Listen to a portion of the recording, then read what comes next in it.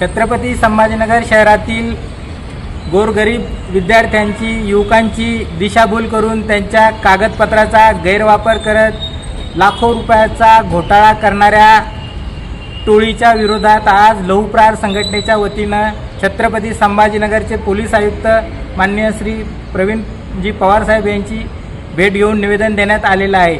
ज्या घोटाळ्यामध्ये सहभागी असलेल्या संघटित गुन्हेगारांचा पोलीस आयुक्तालयाने तात्काळ शोध घ्यावा, गोरगरीब विद्यार्थ्यांची होणारी फरफट थांबवावी आणि संघटित टोळीचा पर्दाफाश करावा अशी लहुप्रहार संघटनेच्या वतीने मागणी करण्यात आलेली आहे।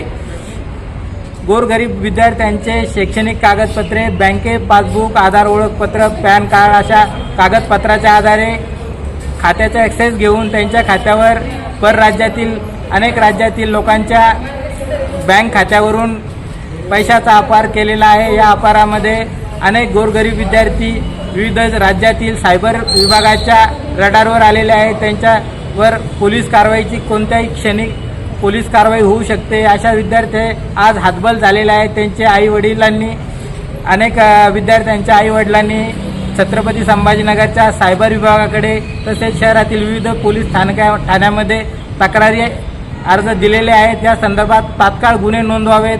सर्व जवळपास विद्यार्थी हे मागासवर्गीय अनुसूचित जाती असल्याने या प्रकरणात तात्काळ अनुसूचित जाती अन्य अत्याचार प्रतिबंधक कायदा ॲट्रॉसिटीनुसार गुन्हा दाखल करावा।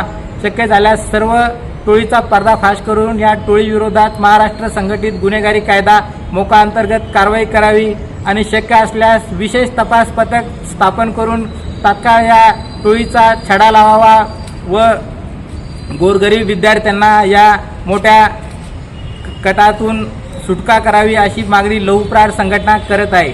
संतोष शंकरराव पवार, महाराष्ट्र प्रदेशाध्यक्ष लहुप्रहार।